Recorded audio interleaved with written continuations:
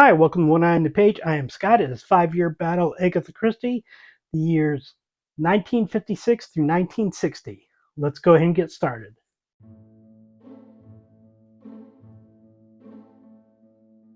This 5-year period is a period in which she published the least amount of books in any 5-year periods, tying with another one that will come up here. But she only published 5 books in this 5-year period.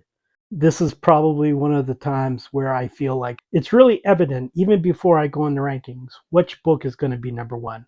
The first book, published in 1956, is Dead Man Follies. It is a Hercule Poirot book. It also has Ariadne Oliver in it. Basically, the standard duo for any Poirot mystery in the later years of Agatha Christie's publishing career. It is. It involves a murder hunt, basically like a murder mystery. Oh, we have a dead body. Now you have to solve who did it. And of course, a murder hunt with Ariadne Oliver and with Hercule Poirot around. There's gonna be a dead body, an actual dead body, and it is a girl guide, which I would assume we would just be the equivalent of what Americans would call a Girl Scout. And then Poirot solves the murder. Basically, that, as with later Agatha Christie mysteries, not particularly intriguing. The murder, the suspects. I won't say like some Agatha Christie books in the latter half of her career, not evident who the murderer is right away. But I think the solution is basically not very inventive, not very intriguing. One of those ones when you get to the solution, you know who it is. If you're going to go back for a reread, it's definitely not going to be as good a read as when you didn't know who the murderer was. And that's not the case with a lot of earlier Christie novels for me.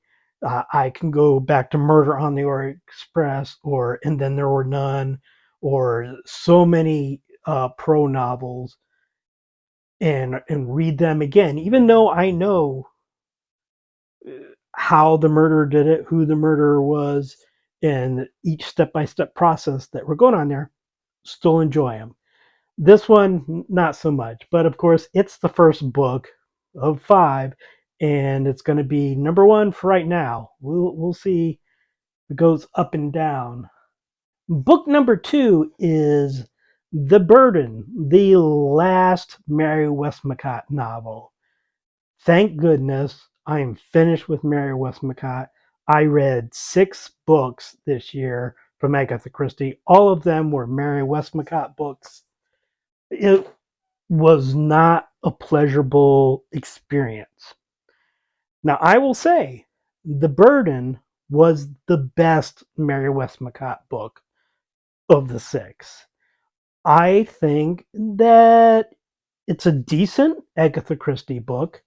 It does involve the main character's childhood, but it actually serves a purpose here. Now, the childhood is, I would say, I wouldn't say it was borrowed, but perhaps it was something that stuck in Agatha Christie's mind, and I have not researched it, so she could say, yes, that's true, or it was totally prompted by something else. But it reminds me a little bit of the relationship between sisters in Five Little Pigs. And the events that happen are different in there, but kind of the same basis. Uh, the childhood section of The Burden was my favorite part of this book, which has not been the case with Mary Westmacott books. Whenever she goes back to childhood, it's just like, oh God, when will this ever end? And it was my favorite part here. I think that as it went on, it wasn't as good, but I don't think it was bad. It's This is mid tier. It's on the top of the bell curve there, all the bad ones and all the good ones, and like the majority that are like in the middle there. It's by far the best Westmacott. I'm glad at least that I ended on a decent Westmacott one, but again, but it is for the moment the number one book. I am going to put it over Dead Man's Folly. I just, I think part of that is because I expect so much from Perot novels that, particularly the later ones, when they disappoint me more than a Christie book that's not a Perot book would disappoint me. Like, I expect to be disappointed by Westmacott books now, but not Perot books. But I still think, even taking Perot, I think it was a better book than Dead Man's Folly. That one was published in 1956. I don't think I mentioned that. Published in 1957 is 450 from Paddington. It is a Miss Marple book. She is involved in the book, but she has other people do the physical work for her, which I don't enjoy it when Christie does this, when she has Perot or Miss Marple basically not appear for a large portion of the book, or kind of stay back, like I mentioned last week, I believe, where Perot solved a mystery without going to any of the crime scenes or talking to any suspects. And to me, that's boring. And I apologize if you hear a wash in the background. He's decided that he's a very big fan of appearing in Agatha Christie videos, and for some reason, it hasn't gotten into his brain that that door, while it is pushed, it is not locked. So he could come in here if he wants, but hopefully you don't hear him and I just sound like I'm talking about something that's not there. What was I saying? Oh, 450 from Paddington. One of Miss Marple's friends sees from her train a man strangling a woman on another train, and she talks to Miss Marple about this, of course. And Miss Marple investigates. There he is. I I think this is not as good as previous Miss Marple books. I really don't like the, not the solution, but I don't like the how Miss Marple sets up the solution. I think it's ridiculous. She basically sets a scenario for her friend to see something and that reminds her of the event, and it's completely ridiculous to me. I I gotta say, I think this is the worst book so far of this 5 year period. So, as I hold on, I'm gonna have to put you down, dude. As I had mentioned before, I think in later years the Miss Marple books tended to be better than the Pro books, but I don't think that's the case here. I do think that right now this is at the bottom. We'll see if it stays that way.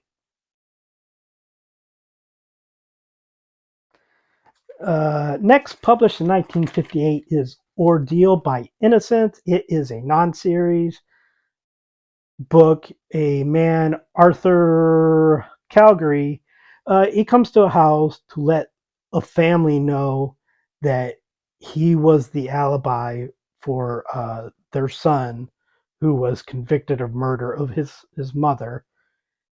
But he was with the son on the night of the murder. But then he had an accident, got a concussion, and then he left the country. So he doesn't come back till later, after the son has been convicted, gone to prison, and has died in prison. So the family realizes that the murderer is still out there. They're not necessarily happy about the news. The solution is fine. I liked some of the characters. I really liked Arthur Calgary. I thought he was a fine character. I, I don't have any issues with the mystery. Honestly, the biggest hurdle for me with this book And it's one of those things where I just think Dame Christie can be a bit loopy about some things. This one, okay, all of the children, and I forget how many, I think there's 5 or 6 children uh, that this family has adopted, and the mother that was murdered. And Christie, not just in this book, but in most books, and I do not know if this was a point of view that was prevalent before, but she certainly seems to feel that adopted children aren't the same as biological children. And she illustrates that by having two of the children as grown adults who had been brother and sister since they were very, very young, have them basically start a romantic relationship. And I'm like, ick. But Christie's like, yeah, it's cool. The same with like cousin, no problem. The 20-year-old girl with a 65-year-old man, love it. Christie just, and again, I don't know how it was viewed back then. I know that the much older man, younger woman thing was generally fine. And sometimes cousins was fine, even though I'm still kind of like, you got first cousins here, and that's still, But the adopted thing, I have to assume that kind of that's just a Christie thing, I think, but it's still yuck. So I enjoyed the novel overall, but it was really hard to get over that. And I'm going to be, I'm going to be honest. Oh, I thought that this one I was going to know the number one by the end, and no, I don't because ooh,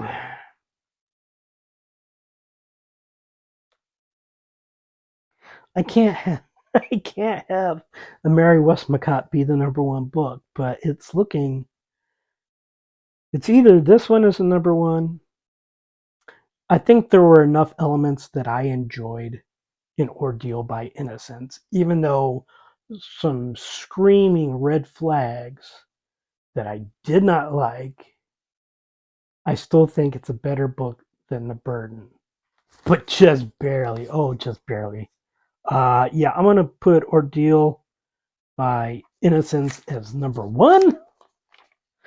And now we have book number 5, published in 1959. It is Cat Among the Pigeons. It is a Hercule Poirot book. It is an espionage book. Oh, God. Middle East prince has his best friend hide jewelry for him. The man puts it with his sister and his niece. They don't know about it. Then he dies.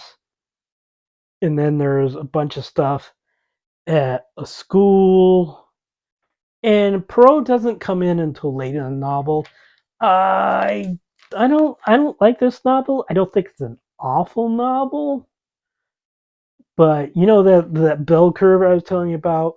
I think it's a little bit like, well, I guess over here, depending on how you look at it. It's in the bell curve near the top of the bell curve, but it's more to like not as good.